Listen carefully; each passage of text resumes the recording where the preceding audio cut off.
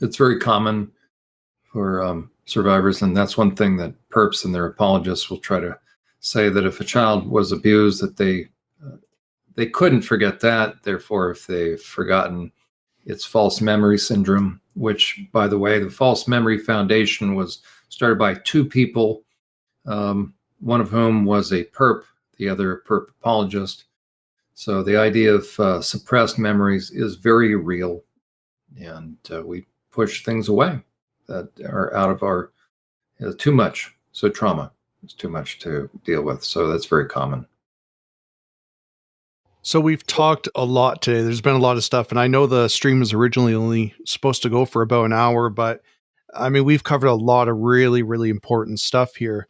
But I do want to start to bring it to a close here. But before we bring it to a close, I want to ask you to give some tips and advice to anyone that might be watching, that might want to make sure they're taking an active role in preventing, well, detecting grooming behavior. Well, I'll say it again, preventing grooming behavior to start with, detecting it when and if it occurs, intervening, and then helping people seek help. I know that's a lot, but maybe just break down a few key things that people can do. There you go. The first is awareness. Yeah, what do you look for? The very first thing, in my estimation, well, first you want to be protective, but also the more you can begin to educate yourself on how perpetrators and predators think, what goes on in their mind, then you are better armed to not be thrown off track or off course. And if your intuition is telling you something, you're going to set boundaries. So first of all, be very mindful of anybody that seems uniquely interested in being around your child. We'll just put it like that, especially a guy, especially a man. Okay, remember, in marriage counseling, the two primary issues that inevitably will come up is he doesn't talk to me. Also, again, the four topics are money, sex, in-laws, and kids, but it's going to be he doesn't talk to me and he wants sex. The other is he doesn't spend time with the kids. So most men have to be reminded to spend time with kids. So if you have a man that seems like a child or a kid magnet, that's a red flag. What you do with that is you talk to the adult saying, don't know if you're aware of it, but it seems like you're spending a lot of time with the kids. I would prefer that you focus more on adults. You don't have to go any further than that, but you've given him notice. You've reminded him, because in this day and age, a reasonably intelligent individual is very aware of issues of sexual abuse, and they want to make sure that they are not, their actions are not misconstrued. The average adult is very mindful in this day and age. So if you have a reasonably intelligent adult playing brain dead, meaning like they don't understand, that's another red flag. So a normal adult, like if somebody came up to me and said, hey, John, nothing personal, and just, it seems like you're spending a little too much time with those kids.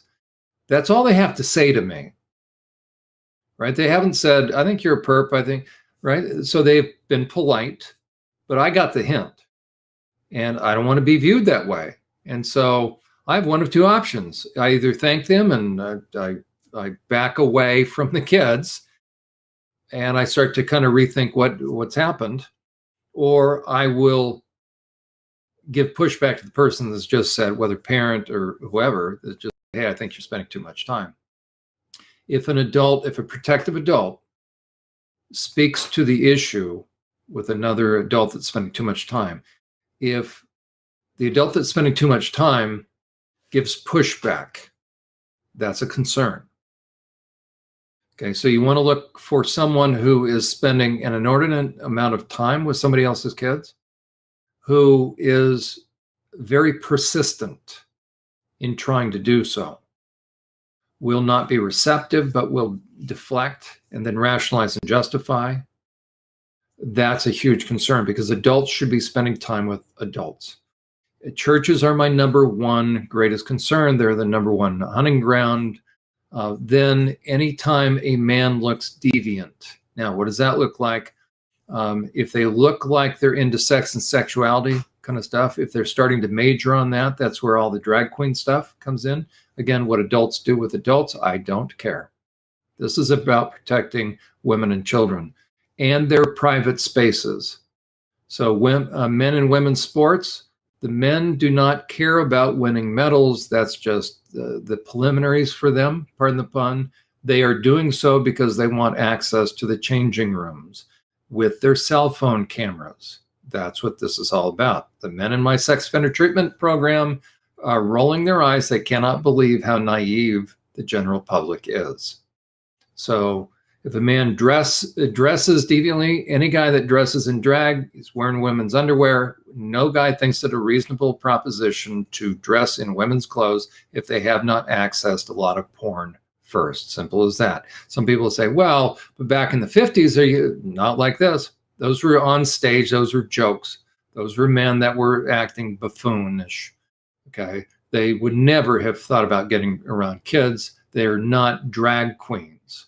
Okay, to get up on stage in the 50s, like Red Skelton and others used to do a little skit, that's very different than what's going on now. So the gay lifestyle is saturated with porn and deviant sex and sexuality. They need to stay away from kids. Any adult that, especially a man that likes to play dress up, we have an issue. They at least they're developmentally stuck. At most, they're covering 100% of their identity. That's a huge issue. So those are some things to look for. The persistence, and you're going to see that tremendously online.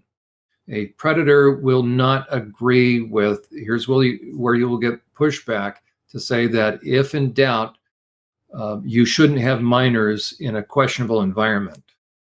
Predators want minors. You would reference toddlers and tiara.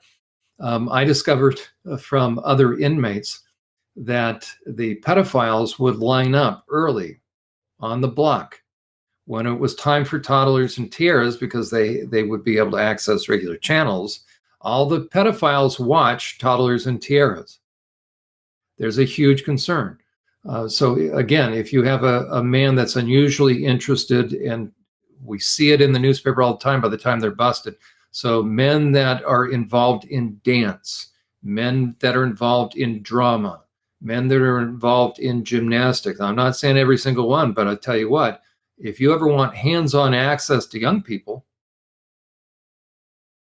so any guy that is not very circumspect himself, you need to question, especially in this day and age. So, because trust me, you, Russell, me, let's say we have a bunch of boys and we're doing Boy Scouts, and that's a fine thing. But unfortunately, look at the numbers of men that have come forward now that were perped on as kids. I forget how many, just double digits. Like almost a million young people now that are adults, I think. I forget. It's an astronomical amount. And the question is, how did it go on so long? Because of the dynamic. And so now if you have any kind of activity, and plus, by the way, slumber parties should be a thing of the past. It's just not worth it. How many of the men that I work with access kids through slumber parties? Just don't do it anymore. Right? Nothing good comes from slumber parties. That's when the porn is going to come out on somebody's cell phone or somebody's laptop, one of these kids. But this is the heads up to all men that are dealing with youth. And we need men. We need good, strong in character men, especially for kids that are growing up in single homes. But those men will always be very circumspect, and they will always have additional men around them. If you look, watch for a man that is willing to get alone with somebody else's child, and that's a red flag as well. Well, I think they call that the pairing principle. Anytime, and it should be any adult, but particularly men, for their own protection too against false accusations, which do occur, not as often as, not very often, but it does happen. But men, whenever they're working with youth, should always have another adult present with them. They call it the pairing principle. That's right. If you see an adult man that's handsy or likes to sniff hair, hello, Joe Biden. Like our neighbors have kids. I mean, all my kids are grown. Okay. The kids, they love my wife, and so they're outside and they'll say hi. But I've noticed how mindful I am. The kids come over and I want them to feel welcome. I want to engage them. But how long do I spend time with my neighbor's kids? Probably not. Number one, I have things going on, right? If I go out to take the trash out, let's say I walk through the front yard, I'm taking my trash out, and the kid's right next door. We'll say hi, and what are you doing? How long do you think I'm going to stay and talk to them? Just a minute. 30 seconds, maybe. Right, right. But if you have a guy that's just hanging around kids, and that's where, again, think in terms of if a pedophile, if a sexual predator wants to access kids, he's actually going to get a position, a profession. That's going to be his job, because then it gives him additional cover. So he's going to be the teacher. He's going to be the coach. He's going to be the pastor. He's going to be the youth pastor. So again, I mean, I was a youth pastor, and I cannot believe now in retrospect, because normal people don't think like perps. I did overnighters. I couldn't do them anymore because I was exhausted. I did 2 overnighters, and what were the parents thinking? I did 2 overnighters where I was the youth director, and all the kids, they're sleeping all over the church.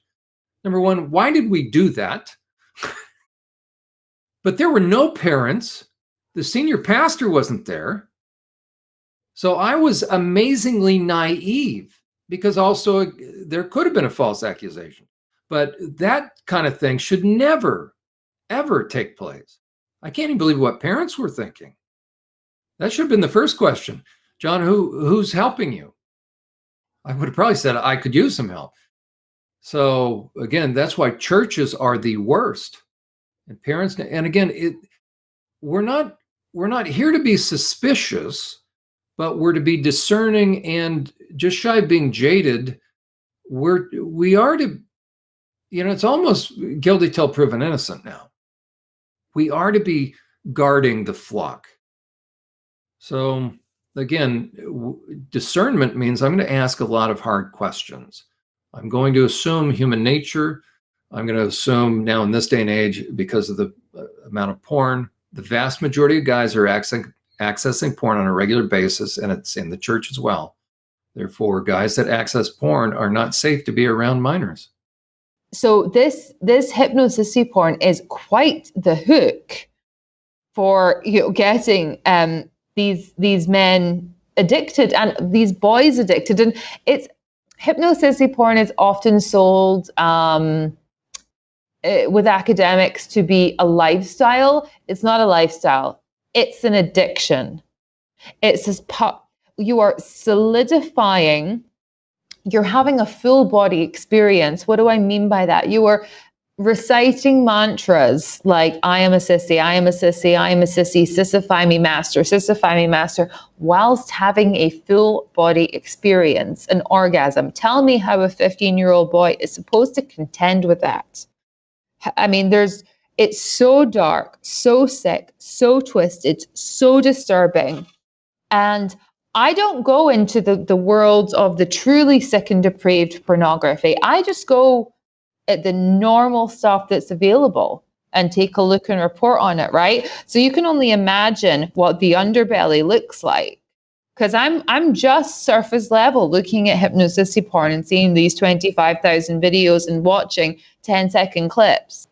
I'm not going into the underground, the stuff that's sold, that's not hosted on Pornhub.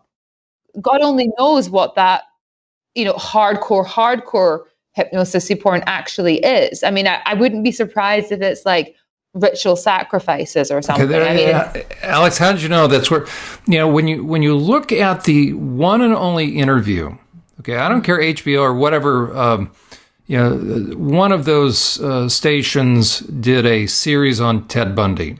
Mm-hmm. Okay, the reality as far as what Ted Bundy really thought was disclosed by Ted Bundy to James Dobson. Ted Bundy only gave one last interview. Just hours, as it were, before he was to be executed in the electric chair in the state of Florida. He gave that interview to James Dobson. Because out of all the things that Ted Bundy was seeing as far as people were conjecturing what caused Ted Bundy to do what he did, Ted Bundy wanted to clarify. Yes, and and this is something I think I want to emphasize, is the most damaging kinds of pornography. Again, I'm talking from personal experience. Hard, real, personal experience. The most damaging kinds of pornography are those that involve violence and sexual violence, because the wedding of those two forces, as I know only too well, brings about behavior that is just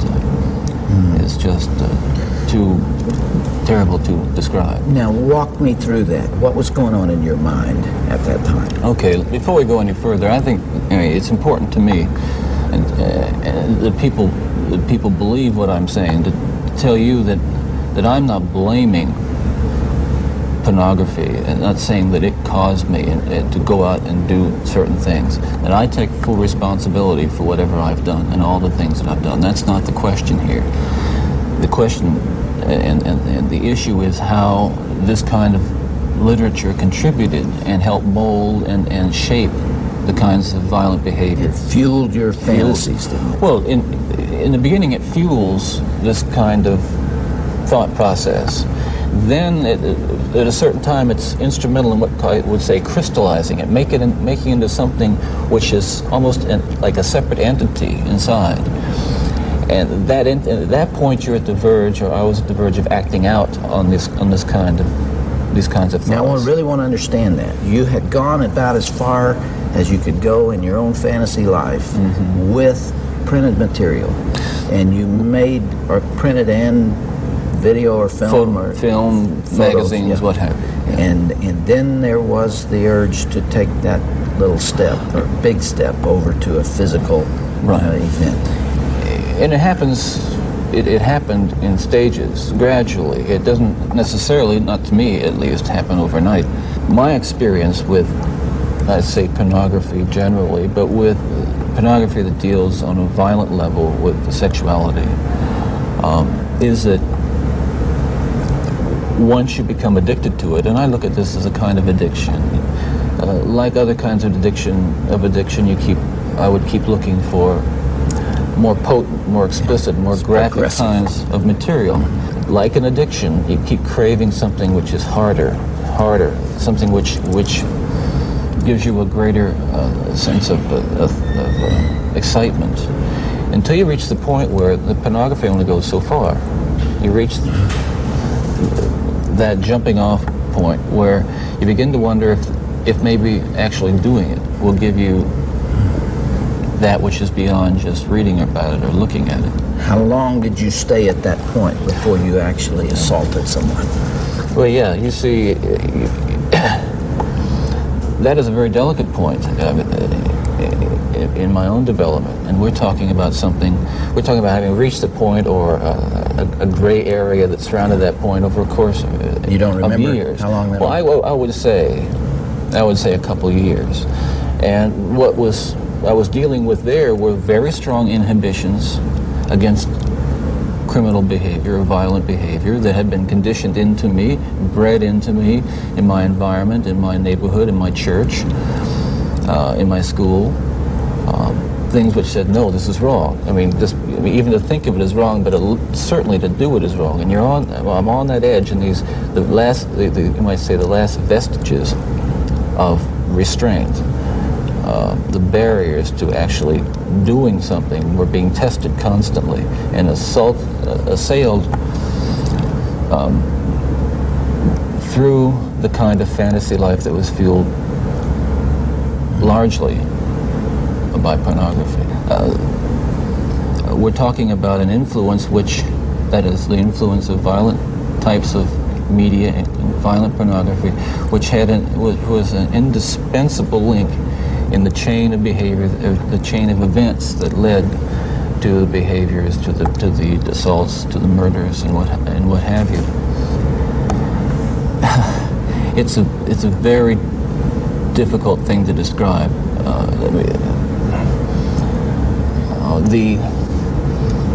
The sensation of reaching that point where I knew that it was like something had, say, snapped. That I knew that I couldn't control it anymore. That these barriers that I had learned as a child, that had been instilled in me, were not enough to hold me back with respect to seeking out and harming somebody. Would it be accurate to call that a frenzy, a sexual frenzy? Well, yes, that's one way to describe it. A compulsion, a building up of this destructive energy. A lot of people think that Ted Bundy was lying. I have worked personally, up close and personal, with many, many serial rapists and murderers. And I can tell you what Ted Bundy shared, I heard over and over. What Ted Bundy said was this, and this was back in the 70s. Think about the porn back then. It wasn't even on the internet. Ted Bundy said he came across a Playboy in a dumpster, and that started his interest. And Ted Bundy predicted that there were many Ted Bundys that were ripe to be influenced. And Ted was 100% correct. Sexual psychopaths are not, it's neither nurture nor nature nor genetics. It is over time, with exposure and putting the brakes on your conscience. And you will go down a certain path. And that's why on the sex offender unit, the high intensity sexually violent predator unit that I headed up, I had access to, not just in that situation, but for 11 years, I had access to all the criminal histories of these guys. And time again, you will find not only is there porn 100% of the time, but there is snuff porn, depending upon the nature of the offense. And so as deviance takes a guy dark and deviant, inevitably he's going to get into, prior to child porn, he's going to get into bestiality and then snuff porn. And Alex, as you were describing how dark this stuff gets, this is a predator's playground. This is his dream come true. For the next few minutes, you will hear from law enforcement, mental health professionals, and a victim's mother whose daughter was groomed and violated by a trusted adult male. You will hear about the child sexual abuse problem in Minnesota that can no longer be ignored.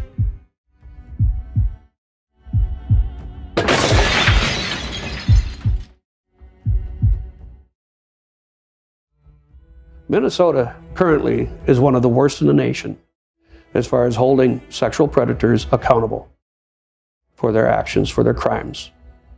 These are horrible crimes. They are the most horrible crimes. But then when you take and you apply that to children being victimized by these sexual predators, that should not sit well with anybody.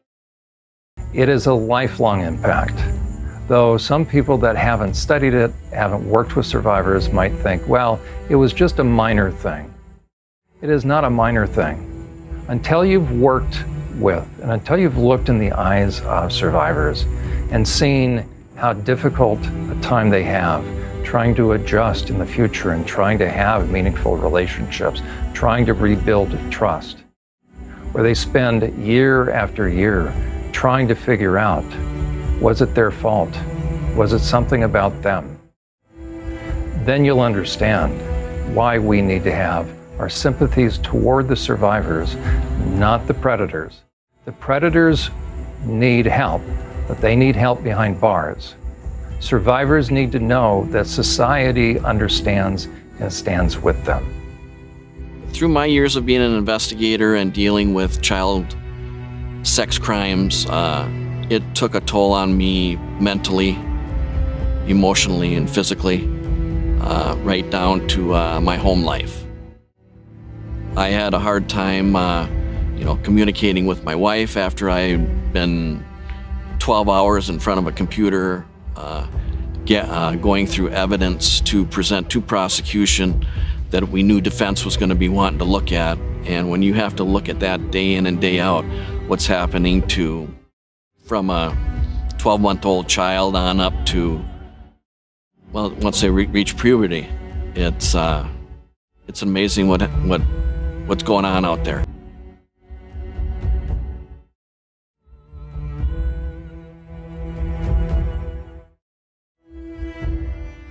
By the time a man gets into the prison system, those who've offended, they have a long history of involving themselves in pornography. That really is the key to understanding a pedophile or a sexual predator. From their own admission and self-disclosure, that underneath all offending is pornography. And that is what the general public does not understand, that by the time a man offends, by the time a man is discovered, he has spent years causing himself to go down a certain path where he becomes very, very different. His mind changes, his brain changes.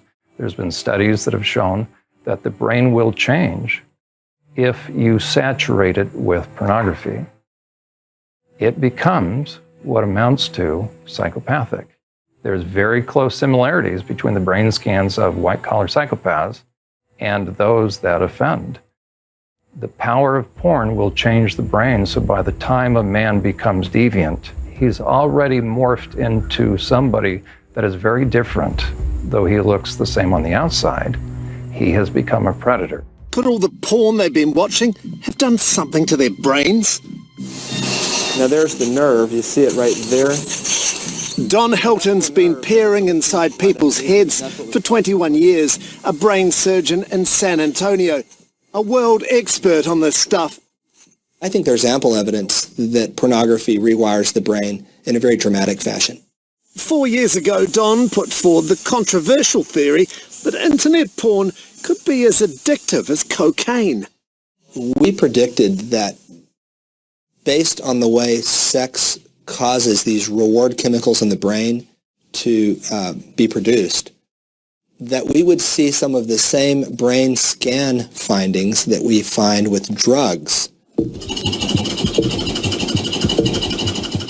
And the latest research seems to be proving him right. At Cambridge University, they scanned the brains of 19 compulsive porn users and 19 healthy men while watching explicit internet pornography. Researchers wanted to know what would happen to their reward centers. That's the part of the brain which lights up when we do the things we enjoy, like eating or having sex. It's fueled by packets of dopamine. While the control group got a little buzz from the porn, the reward centers of the porn users lit up like Christmas trees, just like the scans of cocaine addicts. They wanted more, and they wanted it now. There are still academics out there who say there's no such thing as porn addiction. It's just people with high libidos doing their thing.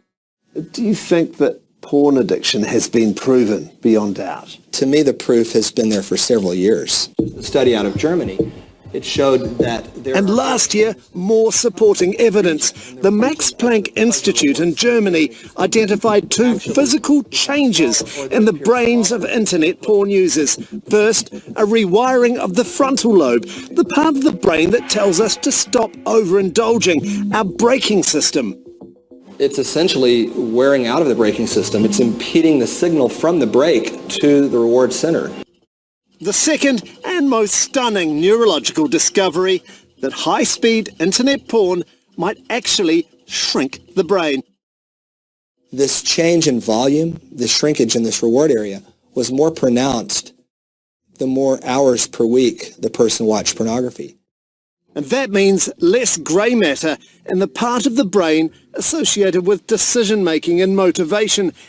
There's a third aspect of this emerging science which is even more worrying from a social point of view. The more porn you watch, the more extreme your brain wants it to be.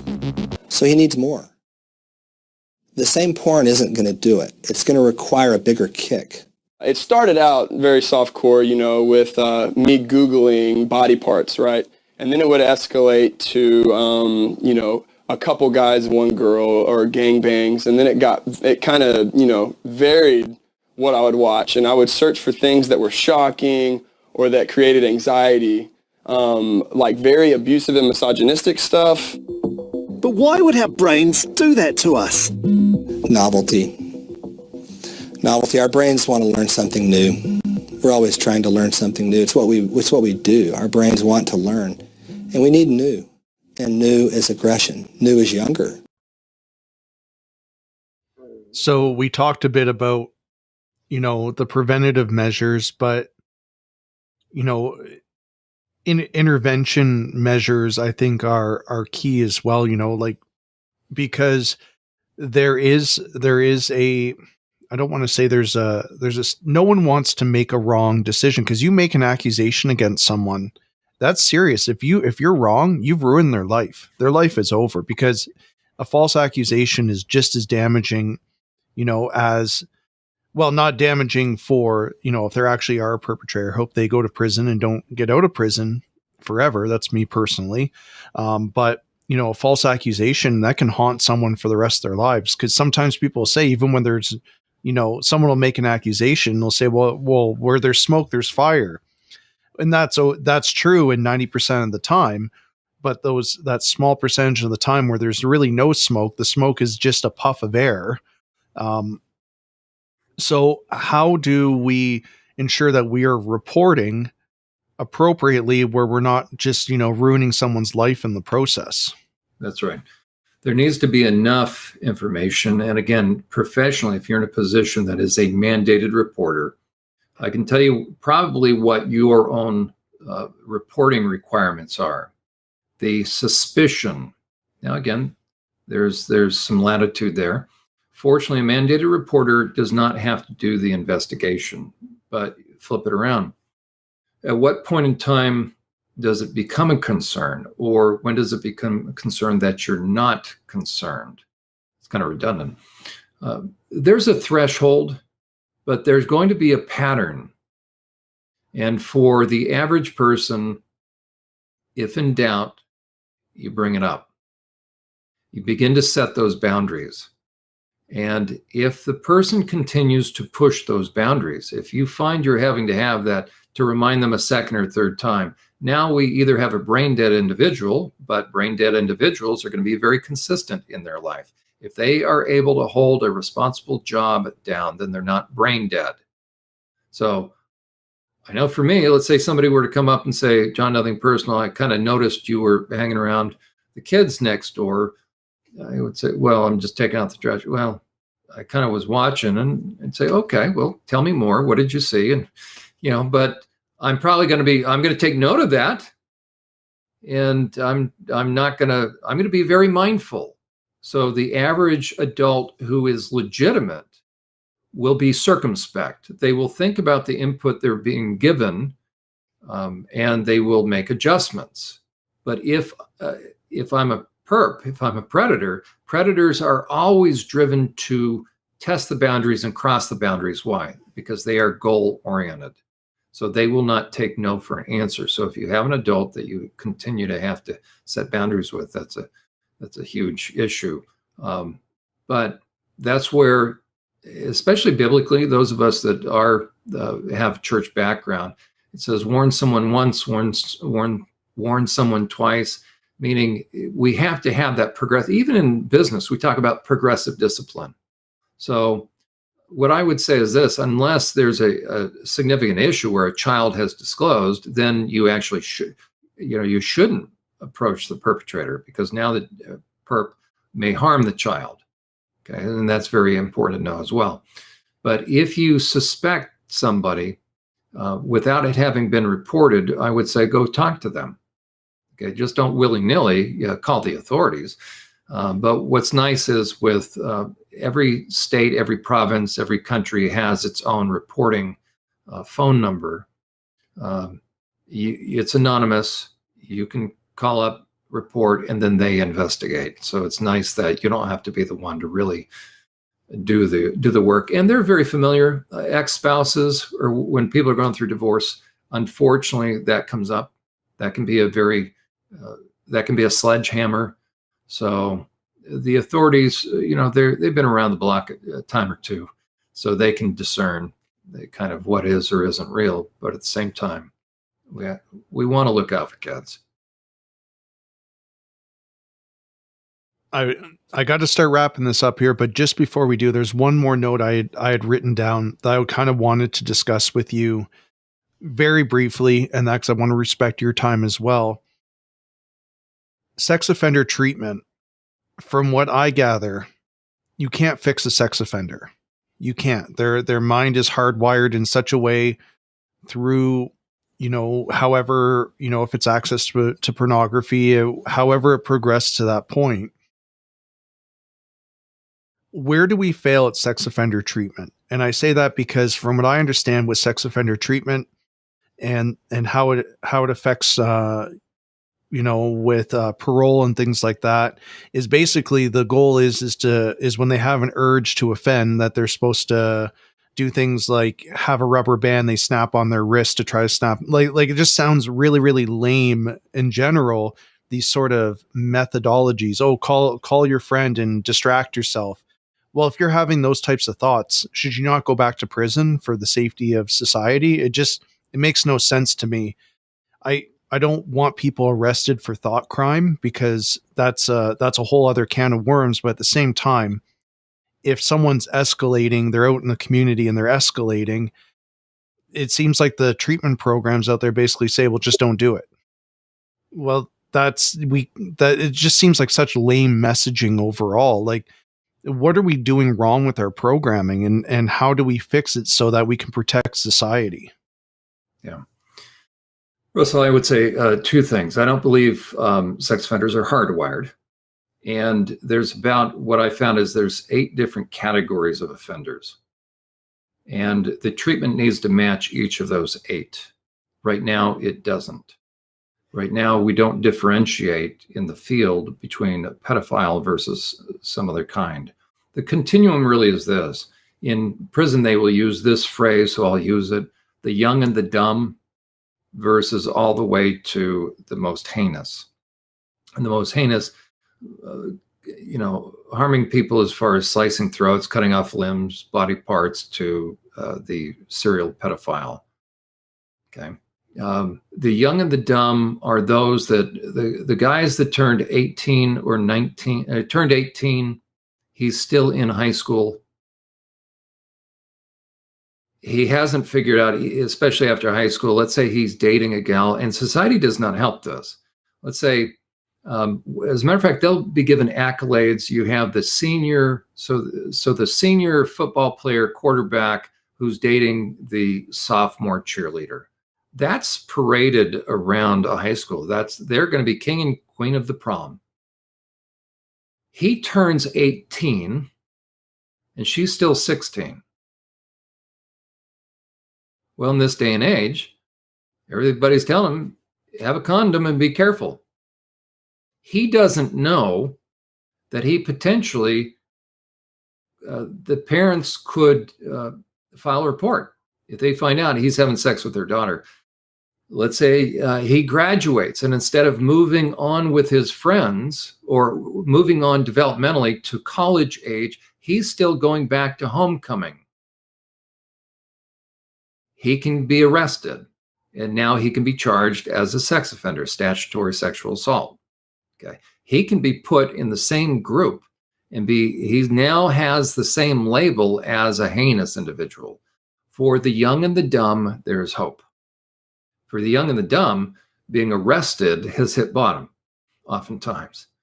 But then you have different gradations all the way to the Bill Clintons.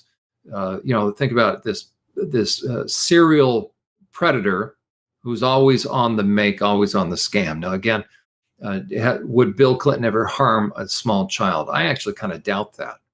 So again, different mindset. When it comes to pedophiles, there is no hope. When it comes to those that have become deviant, that is, again, a process. It's a process of twisting. Once somebody becomes deviant, I don't believe there's hope.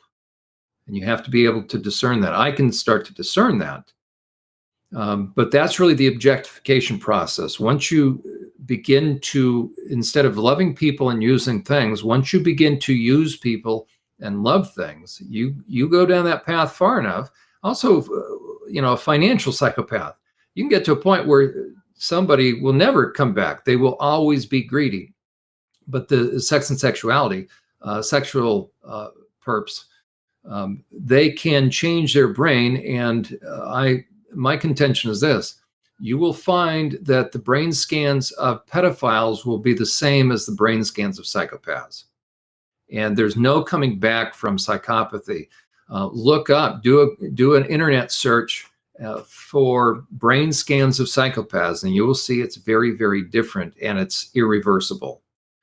Biblically, that's called being given over to a reprobate mind. That is a metallurgy term. That means it's no longer good for its intended purpose. Our mind was intended to, originally intended to value people and use things. If it gets inverted far enough, there's no coming back from that. So, first of all, sex offender treatment, the primary approach is cognitive behavioral. The reason that doesn't work, and what I tell my guys is this: rare is a time, and it was probably less than 1% of the guys that I've ever worked with, and those who are on the mental health unit, that they really didn't understand the difference between right and wrong. Okay, that's a mentally ill person.